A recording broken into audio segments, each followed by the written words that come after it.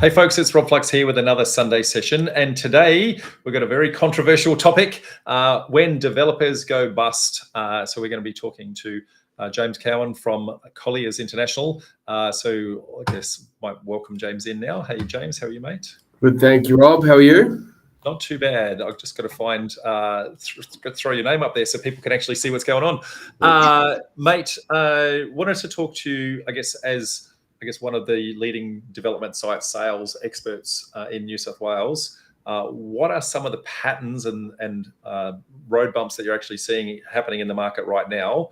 And then at the end of that, we might then go into what do we see that's coming next. So now we're here talking about, I guess developers going bust, but why don't you give us a little bit of insights into who you guys are and why you have the visibility and why you're the experts we should be listening to today? Yeah, absolutely. So Colliers are listed on the Canadian Stock Exchange, founded in Australia, but focus or have an active agency group of more than 400 agents spread across the country, ranging from all asset classes.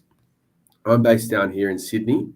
We've got a team of roughly 20 agents in Sydney, but a national team of around 60 employees within the restructuring property services team, which is directly focused on servicing banks, receivers, accountants, and those developers that are in stress. There you go. Well, and that's what we're talking about today is developers in stress and receivers and the visibility that you have into all of that, mate.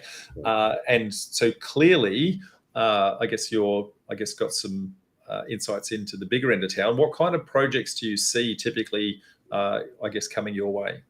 Yeah, so I mean, the principles that we learn, particularly as agents and particularly when divesting these sorts of assets, are largely the same, whether they're small or large scale.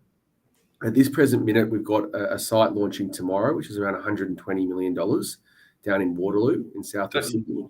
Just checking my pockets to see what I got, mate.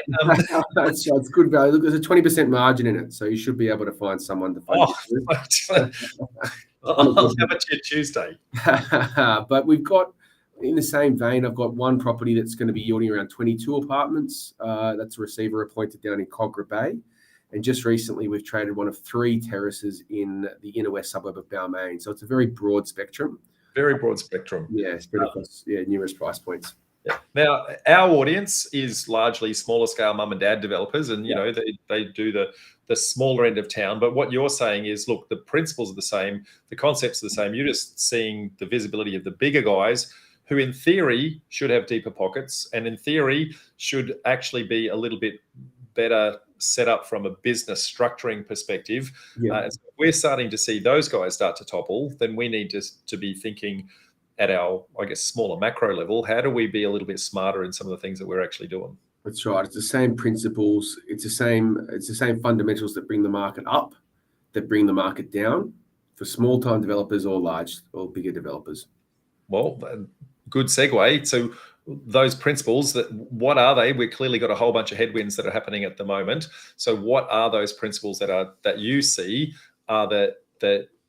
what are causing development sites that were looking profitable to developers before suddenly turning to not profitable in a very short period of time? Yeah, most definitely. So we've categorized the main pillars of stress, we call them, into 4 separate categories. First one being the cost of debt, which naturally we're in a market in 2021, we had a cash rate of 0%. Now we're over 4%. That has a fundamental issue on land values, but also resale prices for the apartments or dwellings or townhouses or duplexes. The second pillar is actually the time to mobilize and sales velocity. So if you were expecting a duplex development to take 6 months in a previous market, we can see that coming up to 18 months, particularly in Sydney, where we've got the building commissioner checking all of these jobs and thoroughly ensuring that the construction certificates are done properly. The third pillar, construction costs, where again, we're seeing a 30% increase in construction costs and ancillary contingencies. And the final thing, holding costs. I mean, just the fact of land tax alone in many circumstances is growing by 30%. Council rates are pegged to holding costs, or to land tax rather. And we're just seeing that the overall development cost of a project is increasing dramatically every day. Yeah. So, mate, and I'm seeing symptoms of this all the way around the country. You're clearly New South Wales based, but you're representing an organisation that is international in its title. So you're clearly got visibility all the way around the country. You're seeing the same patterns everywhere? Most definitely. Most Yeah. definitely. I mean, like there's some green shoots in the market, for example, where, again, at a different scale to the traditional duplex developer, but Harry Triggerboff from Meriton, he has scaled his operations up to Queensland because he believes you can get an approval much quicker and build product much cheaper. The repercussions of that for us as a smaller time developer is now there's an oversupply creeping into that market. So I think it's the same 4 pillars that can be applied to every market, but there's just different varying levels of stress or of pressure, of resistance. Well, if Harry's in town, I might knock on his door, mate, and see if I can say hello. That's right. Look, he's not the friendliest. He's made a few of our lawyers cry over time, including a recent deal in Carlingford. I think he likes to get what he wants. So if you can offer him something, I'm sure he'll be happy to chat.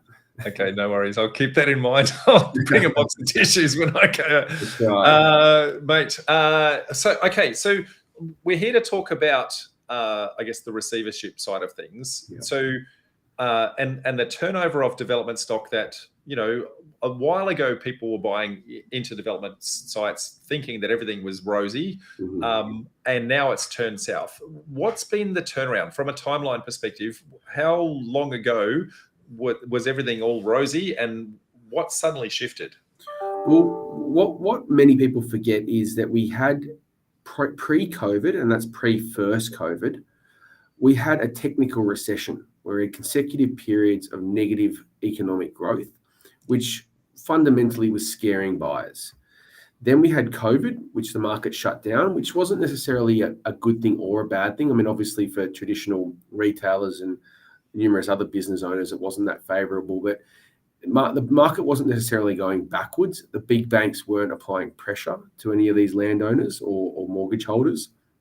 And as a result, the market ticked along okay once the lockdown periods ended. Yeah, well, in that period, and sorry to interrupt, but in that period, the banks were predicting anywhere up to a 30% drop in the market, right?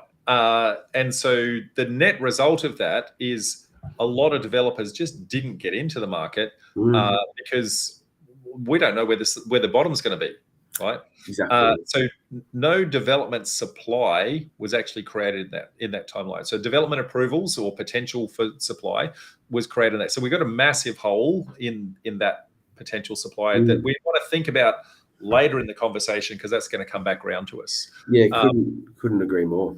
Yeah. Now, in doing all of that, then we went into a recovery mode that was triggered by the fact that we were in recession and we've overcorrected, that the government's gone, well, we need to stimulate the economy. Yeah. Let's do a building bonus.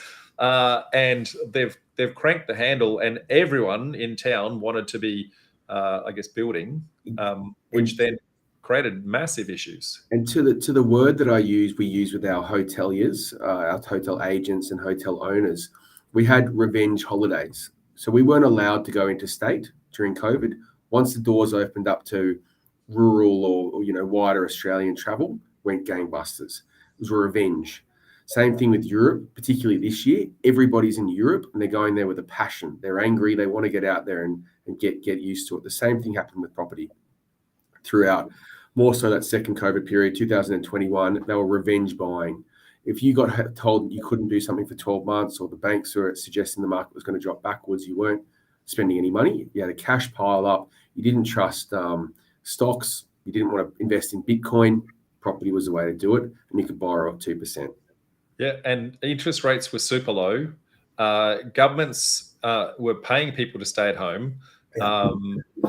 They're giving you a 25K building bonus. So everyone who, I guess, wanted something new went out and spent, which meant that every builder in town then suddenly started to become busy, which then meant supply chains for all the materials started to get, I guess, consumed. Remembering we're still coming out of COVID at this point.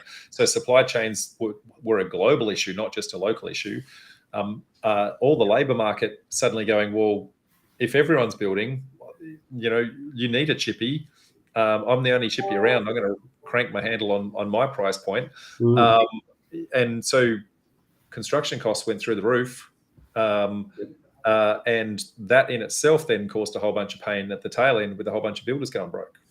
Exactly right. Overextended, traveling too far, and lock-in contracts.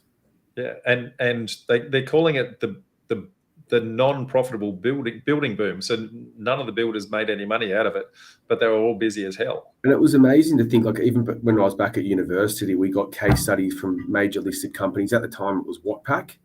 They took on a project of $100 million with a government entity. Their net profit was $750,000. Yeah, And that was a fixed price contract. So you think if 0.75% cost blowout, which could have been a 10% increase in steel materials, for example, would have lost their money. Yeah, and I mean, Delusions are grandeur to play at that end of scale, but you don't want to be that skinny. That's hard work. But if you walk away from a bad deal in the black, it's still a good day. Exactly right. It's a learning experience. Yeah, but we're going to talk about some people that didn't have that good day. So, mate, you're seeing a whole bunch of, I guess, development sites come into receivership at the moment. Let's just to put it into perspective. In a typical year, how many development sites would you see come through the receiver channels into your network? In a normalized year, I think you'd expect around 2 requests to submit per month. So 24 genuine receivership appointed sales would come to the market in a normalized year. Okay. And so at this point in time, remembering we're only halfway through the year, how many sites have you had, I guess you're calling it submitted? How many have you had submitted up until now in the first half of the year? Yep. So we just ran these numbers, and my boss has just asked me exactly the same question. We've actually submitted on 64 nationally in the first half of this year. So that is 3 times what you would normally get in an annual basis at the halfway mark. So let's just say 6 times the amount of properties going into receivership at the moment. Yep. Yeah. Exactly. Which is pretty heavy. Now, if that's happening at the big end of town, then it's almost certainly going to be happening at the small end of town too. So there's the potential, and that's why we're here, the potential of maybe picking up some sites with, might be development approved, that might have some people that are in distress. So, we're going to see whether or not there's any opportunity for cashing in on this, being opportunistic and trying to pick up on the next wave on the way through. Of those 64 properties that I guess you said are submitted, how many did you guys actually pick up for? Because clearly you're not the only show in town trying to bid on these properties from a sales perspective. How many did you guys pick up? We're fortunate to have momentum. I think we've got the right practices in order to demonstrate that we can construct a good campaign that gets full market coverage. As a result of that, it was under 50. I think confidently can say we're above 45 out of those 64 submissions. Colliers have won the appointment. Yep. And so, and you were sharing with me before the show, I guess, an interesting stat on those 45. From a funding perspective, a lot of our guys tend to use, I guess, smaller scale, typical residential type loans through a direct bank, but your guys are more in the commercial side of things. How many of those are bank versus non-bank or second tier lenders? Yeah, so for a variety of reasons, I think the big 4 banks are not so interested anymore in development loans. And as a result, of those 47 appointments or 45 appointments, only 2 of them have been a big 4 bank, which leaves more than 43 of those in second tier lendings or even non-bank lenders. Yeah. So there's a thing called correlation and causation. So correlation says maybe all those second tier lenders are sharks. Causation says, well, in reality, like you said, the big banks have stepped out of this space. They don't want to be in the development space anymore. And, other than for the super end of town, where they see, I guess, rock solid returns, they'd much rather be looking after 20 and 30 year loans. That's correct. Yeah. So, and that's an interesting point of those non-bank lenders and second tier funders. A lot of their loan term maturity is only 12 months. So you've got a definitive period to turn this around. Otherwise, you're going to be penalised by rolling over these loans as well. As you said, you go to these people because they're nimble. They can act quickly. They can deliver what they tell you. They can get you money fast, but it comes with its risks. Yeah. Well, and then I guess because of those shorter timelines for the loans, and because of all the delays in the constructions and logistics and all those sorts of things, means that a number of these, I guess, projects are now starting to blow out from their timelines perspective, which is going back to your 4 pillars. It's impacting holding costs. The cost to construct has gone up. There's a whole bunch of things that have come into play, and hence a whole bunch of them are starting to roll over. And that's why I think there's been a bit more of a swing towards duplex development and residential dwelling development. Like, I'm not sure about the rules in different states, but in New South Wales, you can get away with the development of those nature type developments via a complying development certificate. Whereas if you're building multi-unit developments such as 2, 4, 6, 8, 10, you need a development naturally. Construction certificates in Sydney are taking at least 6 months to get approved. If you've got $1 million loan at a 5% interest rate, that's costing you $25,000 extra already for no added benefit. Yeah, which is why a lot of the things that in our network we try to educate our guys that terms on the settlement of these development sites are super important. You want to, where humanly possible, defer a lot of those holding costs and defer the interest rates and all those sorts of things. Get some really creative terms, low and no money down terms where you can. Except you've got to be cautious of that, because then the agents don't get paid on time either. So you've got to we always look after our agents, mate. There's got to be some sort of arrangement there, that's for sure. Yeah, well, don't you worry. That whenever you're in a 2-way negotiation and there's an agent involved, it turns into a 3-way relationship. And so we need to make sure our deposits are high enough that you guys, and released early, you guys get fed. That's super important. That's fair.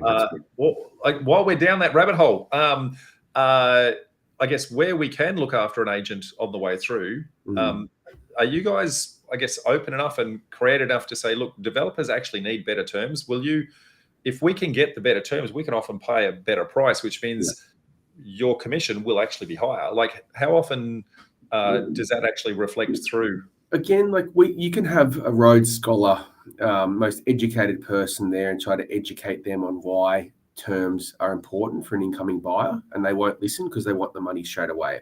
What our recommendation is if you want to articulate to these buyers why you can pay more, give them a spread.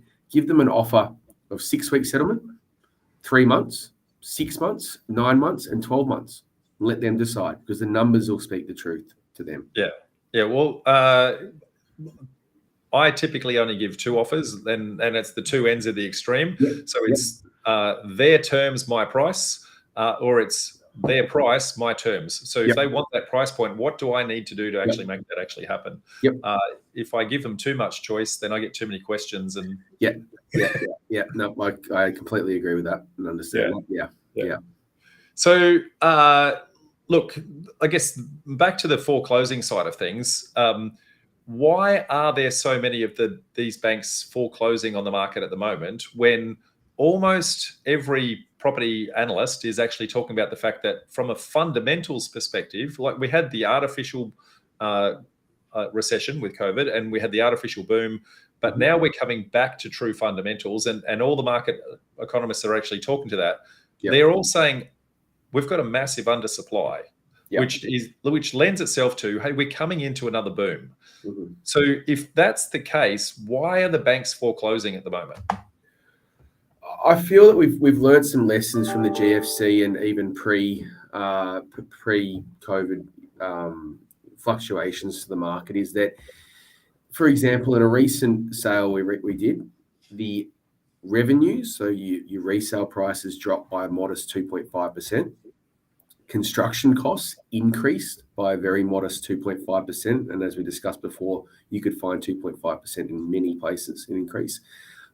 The campaign timeline blew out by about 9 months, and that was due to refinancing and obtaining the construction certificate.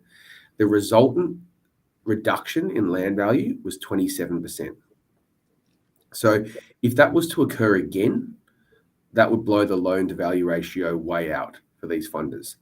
The other thing I think these funders are thinking, they know that there's pent-up demand from these developers, and some of those sophisticated developers that know the market's going to turn next year. They know that they probably, if they refinance this property or sell it in receivership and then recycle that capital into a new developer, there's probably 10 of those developers lining up.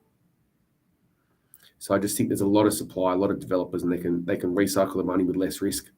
Yeah, and I guess they're protecting their downside, and because the loan to value ratios they've got in there, the person that takes the hit is the developer that's actually holding the site at the moment, and That's right. the bank typically is just I guess chopping them off at the knees before the bank actually gets hit. They might even get a 1% loan establishment fee with the next person too. So it might end up more favorably for some of these groups, perhaps. Yeah. Yeah. So, like, is this all coming through like just one or two of these receivers? You know, how big is this receivership market? And, you know, are we just looking in one place, or we've got to keep our eyes peeled everywhere to go, what the hell's going on? There's hundreds of them scattered around. I mean, what you find out, interestingly, from getting off topic a little bit, with a lot of these smaller accountancy firms and turnaround specialists, they've been bought out by the large major accountancy firms like KPMG. And what's happened is, when you join a big firm, there's a lot of conflicts of interest. So they join these big firms, then realize they can't actually work on a lot of these appointments because, for example, PwC tax advice team might have given them a paper 6 months earlier. And they get scattered out to these smaller firms. And I think at the moment, of those circa 47 that we're working on, it's probably spread across 20 to 30 different receivers.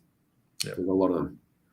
Yeah. So they're all over the shop. So look, we spoke about, I guess, the numbers that you're seeing right now. Like, do you think this is the tip of the iceberg? Like, what do you think in the next 12 months? Where do you think, I guess, the numbers are going to go to from the number of people that are still struggling? I think there's pain before there's gain. I think there's probably a little bit more hurt from interest rates. I think there's going to be a little more of a slowdown towards the end of this year. And then I think people are going to come out of hibernation next year, particularly in that off-the-plan sales market and investment market. I just think that there's been a lot of quiet investors the last 12 to 18 months just taking it easy and stepping out of the market. Yeah. So I guess if that's the case, then surely for us there must be some bargains to be had. So how do we get some inside goss on what it is that we actually need to know? So let's talk about some of the mechanics of how this works. So if a receiver comes to you and gives you, I guess, a property to sell, clearly you know that someone's in trouble. Yep. Do you get visibility of what that debt is? 100% of the time I'll ask. 50% of the time I will be told where the debt levels sit. Okay. So and an interesting point as well is that we get bound by valuations a lot of the time, and some valuers are more risk averse than others, and some underquote, some overquote their expectations. The interesting thing, typically with these receiver sales, there's generally a 10 to 15% buffer below the valuation. So, for example, if the reserve price or the valuation came in at $1 million, if the highest bid on the day is $850,000, the receiver still has the ability to accept that offer. Okay. So, given that's the case, are we, as a potential purchaser, are we able to ask you for a copy of the valuation that came through? Yes. I mean, typically, again, 9 times out of 10, I don't think the agent would be given the valuation. We might know who the valuer is because we might have shown them throughout the process, and we can pass across their details, but sometimes it is quite difficult. What I always say to these sorts of groups, or these buyers, we've got a motivated seller. You've got to be in it to win it. If you're there and prepared to get there and you're last man standing, you're going to get the right, or the only man standing or woman standing, you're likely to get the property at the right price. Okay, so potential bargains to be had. So let's then talk about, from a reserve price perspective, the bank really is only caring about looking after themselves, I would anticipate, in most instances. So is it fair to say that the reserve price is typically, I guess, just the outstanding debt? Quite commonly, yeah. Yeah, it is. I mean, there's different examples. Sometimes the outstanding debt could be 20% above the market value, and sometimes it can be that below. But typically, I think it'd be fair to say that financial institution will be setting a reserve somewhere near where the debt levels are, plus the costs. So is there a secret way of us to work out what that debt is without asking you, I guess, a direct question that puts you in breach? Yep. Well, what I would do I would ask that funder for a term sheet if they were to buy the property. So, for example, if we had a property of $1 million, you could ask the agent who the funder is. So go to that funder and say, if I was to buy this property, I'd love to get a finance package from you.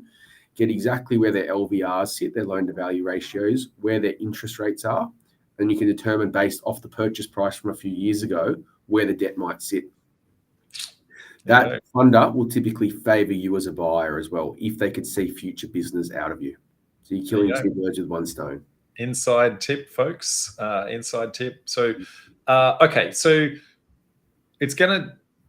I guess we've been talking about it going to auction, but does it always go to auction? And if so, why is it going to auction? Look, I think the auction process is preferred from the receivers and institutions given the probity. It's an open and transparent system or arrangement where you've got multiple buyers eyeballing each other and paying market price. I think sometimes with expressions of interest in private treaties, it can be shielded behind closed doors and gives more opportunity for an unhappy borrower or unhappy buyer to blame the process or the agent rather than the price. So transparency is the reason really why it goes to auction. In some more complex transactions, we don't suggest auction, but I think broadly the preference is just for probity. And I think it's also price point. I mean, below $10 million out of all those transactions that we talk about of receiver nature, I'd suggest probably 90% below 10 million are auctioned, and anything above 10 million is typically expressions of interest.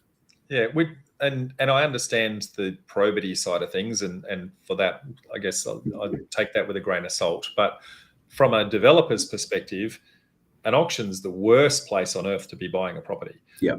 Firstly, you don't get to do your due diligence, or if you do, you have to spend all the money on your due diligence before the day. So there's potentially 10 people buying, 9 people have spent money on DD that have got lost money. So a lot of people are just reluctant to do that.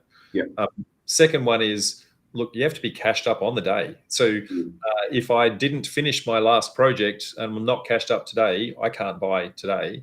Yeah. And so typically we want some, I guess, flexible terms to actually purchase. So by going to auction, I would imagine that you're limiting the purchasing pool. And lastly, most developers, and I'll say most, we're not very emotionally driven. So we're pretty much all going to work out our numbers the same way. And the glass ceiling that we're all going to come to is a pretty similar number. So why do they not do the private treaty approach, given that we're likely all going to land at the same number? I feel it's days on market, certainty, and completion rates. And I think, it can be sold both ways. I mean, admittedly, if you're coming off a successful project, you're going to have cash in your pocket and ready to buy. And as a result of that, you might actually buy it at the right price, cheaper than you would have thought at auction. And that could benefit some people, but I know that the broader market prefers time to source the deal. And I just think that time kills deals from an agent's point of view. The more time you get, the more time you're likely to talk yourself out of that. And we want that emotional, competitive environment with a restricted time frame. And that's why we opt to do it. And I think in these receiver appointed sales, we are aware that some buyers are unfortunately going to drop off. Yeah. Yeah. And I guess you might lose a few, but I'm anticipating that the fact that you put mortgagee in possession, you probably pick up a few as well at the same time. And we've been running some systems on this or some analysis on this too. I mean, the average days on market for an auction is 30 days. The average days on market for a private treaty campaign at the moment is closer to 55. There you go. Interesting stats. So I guess that's everything, I guess, from where it is at the moment. What are you seeing, I guess, in the next 3 months, 6 months, 12 months from a trend perspective? Like we've talked about some pretty heavy numbers. Like where do you think it's heading? Look, I still think there's probably 5% reduction in land values to come by the end of the year. But cooking underneath or brewing underneath is a compounding undersupply of stock. And I think that's quite exciting for next year for developers to plan for, because I think there's a lot to come with this drop-off of completions. Yeah, and we're going to talk to that in a sec with regards to some of the trends we're seeing with finished product and that sort of thing. But, mate, we're seeing all of that happen in the development sites perspective. But equally, I'm going to say raw sites, so mums and dads that are actually just owning a raw site right now, a lot of those are going to be facing very similar sorts of problems, but for slightly different reasons. And a lot of them, when the interest rates were super low, they locked in fixed rate interest rates for a long period of time. Yep. And I guess the media is calling it a mortgage cliff, where there's a whole bunch of them that have been doing okay for, I guess, all through all these interest rate rises, and all of a sudden they're going to be hit with a big bang, and a lot of them in the next 3 to 6 months, which means there's going to be a lot of people starting to be in distress with raw sites as well as the DA approved sites. 100%, and I can speak from first-hand experience. I bought an investment property in 2021, 1.99% fixed interest rate that comes off next year. So, I mean, I know all too well, and I think what that will do in the short term or the medium term, it will take a lot of the investors out of the market, because you're not going to buy an investment property if you're struggling with your home loan mortgage. I think it's just going to mean that developers are going to have to recalibrate and build for owner-occupiers. Yeah, which means higher quality and typically more spending. So potential bargains to be had across the board, whether you're looking at raw or cooked sites. So I guess should always be alert to those opportunities where humanly possible. So, mate, let's kind of move away from, I guess, the people in distress perspective and go, rightio, we want to pick up a site. It's clear that we, I guess, want to take this through to the next level. There's a lot of concern with regards to interest rates and construction costs and all that sort of thing. But what's over the horizon? When we start to sell, what are we seeing, I guess, going out the door? So maybe what we could do is kind of look back. What would sales of finished products looking like 18 months ago before COVID actually happened? And then what's it like now? And then what does that actually mean to us? So, where were we at 18 months ago? In regards to inquiries, do you think, or more sale of finished products? So let's use a off-the-plan sales for an apartment complex, for example. So, what were the inquiry levels on a typical project you're seeing there, and how did that translate to actual activity on the ground? Yeah, sure. So I mean, pre-COVID lockdowns, and this is for more projects, so this is more off the plan, but I think it's a similar theme across the board. If we were to list a project of off the plan high quality apartments, we would typically expect up to 350 inquiries, and of that, I reckon around 80 of those would actually inspect the property or the display suite. So quite high numbers. Very high numbers. Very high numbers. So I mean that was just easy. That was in the boom. That was when some of these uneducated residential agents were selling hundreds of units per year and making a lot of money. That's dropped off significantly. If we were to list the same property today, you would expect closer to 150 inquiries, so halved, and the average inspection numbers would probably be around I think it was around 40 or 35 from our experience. So much lower volumes of inquiries. Yeah. From an you said at least half. But what about the quality of the buyers? Like, have they dropped off as well, or are you seeing? I think that's staying steady. There's the quality of buyers is still halved, but there's more of them. So I think if inquiries have gone down by more than half, I mean, if back in pre-COVID, probably 30% of your inquiries inspected the property, that's probably increased closer to 50% or even 45% now, which means that there's a better caliber of buyer coming through, but they're more picky, more selective, and harder to navigate. Yeah, and I'm anticipating that massive drop in inquiries is a direct result of high inflation, high interest rates. People, affordability-wise, just can't afford. Exactly. But the other interesting thing as well is, of every apartment sale, every dwelling sale, so that does include duplexes, houses, apartments that Colliers sold last year, 54% of them were owner-occupiers. 30% were investors, 7% were first home buyers. I would suggest that pre-COVID, that would be completely inversely flipped, where at least 60% of buyers in 2019 to 2020 would have been investors. Yeah. So it's the investors that have come back in the market.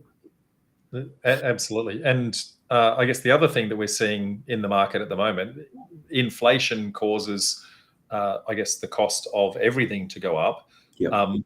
Which means that landlords have had all their costs go up, which means that they've ratcheted their rents through the roof. We've had, anywhere from 20 to 30% rent rate rises across the board in the last 12 months as well. Yep. So it's there's a massive undersupply in rental stock at the moment. So Right. and so I guess given that there's a massive undersupply in rental stock, at some point it's going to start to become attractive to start buying property again. Absolutely. And I don't think we're that far away. And I've got an event I'll talk about a little bit later where we're actually going to read the market and all the symptoms that are actually sitting underneath as to why I think that's about to come back with some gusto. Yeah. But when we look at from a pure supply and demand perspective, one of our biggest drivers is net migration. So we're on target for 400,000 people per year for the next 3 or 4 years, I guess, coming into Australia. After COVID, we've kind of opened the borders up again. We're trying to get skilled migrants in. That's, I guess, directly going to equate to a bucket load of dwellings actually needed in any market. In Sydney, I think you were saying before, since the Olympics, just with our normal migration patterns, and we're on record targets at the moment, just since the Olympics, we needed 30,000 homes per year. Yeah, so the Department of Planning came out with a report back in circa 2000 or pre-2000 indicating that to keep up with predicted net migration and population growth, we needed 30,000 new dwellings to be completed per annum in New South Wales. The only years that we've actually done that were in the Olympics or pre-Olympics boom, in 2018, where we completed 30,800. Yeah. To put that in perspective, going back 2 years, pre-COVID, we delivered 12,500 in 2016. Then moving forward to 2020, we delivered 17,800. Last year, we delivered 6,000 new dwellings. 6,000, that's woeful. So if you think there's an undersupply for the last 20 years, there's a serious compound undersupply. Yeah, which means that when interest rates turn around, and it's not if, it's when, and the RBA has been, telling us that inflation has actually already started to slow down. They're talking about it being around 4.5% by the end of the year. In the new year, it's inevitable that interest rates are going to start to come back to us. Yep. How quickly it comes back, I guess that's, I'll rub my crystal ball and see if that gives me any insights. But eventually, it's going to get to the point as those interest rates start to come down. Sure as hell, the rents that went up aren't going to come down. No. And so it's going to mean that there's a massive number of people who can now afford to buy again. Yeah. And with a massive undersupply of stock actually created, and given that nothing's actually commencing, and then on top of that, the pre-COVID, we didn't have all the development approvals come through because the market was dropping so far. So there's a lack of potential supply. We've got a massive undersupply of stock. Most definitely. So from a fundamentals perspective, to the moon. We're looking good. We really are. Which means the thing is as well, what we haven't experienced properly yet is the Chinese market coming back. You've got it's a very simple thematic that a lot of these overseas investors buy regarding the universities and their children. I mean, it gets down to the transparent banking system in global perspective, a stable political environment where it doesn't really matter to a buyer what side of government we're in. And thirdly, and most simply, a lot of these buyers just like our blue skies. There's no smog. It smells nice. They enjoy these coastal and inland towns. And they're not back yet. Yeah. And so the net result of all of that, when we start to put all that together, so while we're in troubled times right now, the good times are just around the corner. Yeah, and excitingly, yeah. Yeah. So it's a fantastic time to be bunkering in and picking the right site. We don't want to just be picking any site, picking the right site, and not only manufacturing our development profits, but also on top of that, picking up the uplift that's going to happen just from that supply and demand and the pure fundamentals of the market coming back. Yeah, and it's still a flight to quality, and that's an overused term throughout COVID. But if you can deliver product that people want to live in and is differentiated to the market, you're going to do very well. Yeah. Now, I guess that we've kind of touched on, I guess, where we think the market's going to go longer term. Small plug for myself.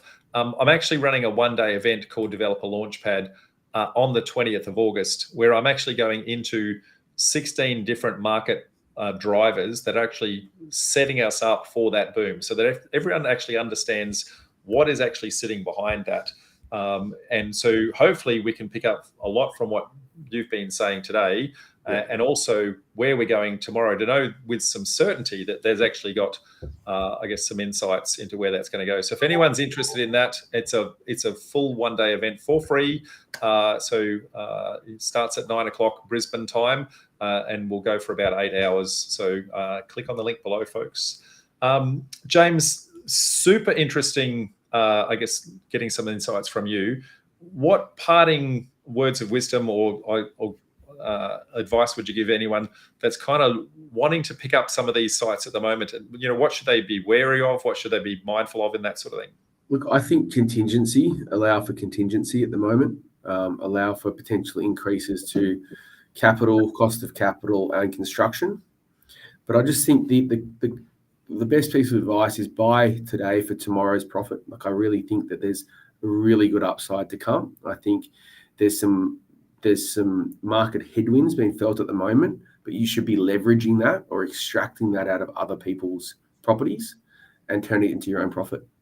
Yep, absolutely. And the other one is always give them two offers, folks. Their price, your terms, or your terms, their price. Yep. Mate, James, it's been an absolute pleasure, mate. So thank you very much for sharing your insights. Thank you. And for anyone else out there, if you want to catch up with us, we run these Sunday sessions most Sundays of the year. You can catch us on Facebook, YouTube, and LinkedIn. We also run live events in Brisbane, Sydney, Melbourne, and Adelaide. So make sure you head to our Developer Network website. That I'll give you the link right now, if I can find it. Come to one of our events and find out from other industry experts, just like James, I guess, how you can maximize your development returns. So, mate, been a pleasure. Thank you very much. Thank you. Thanks for having me. No worries. See ya.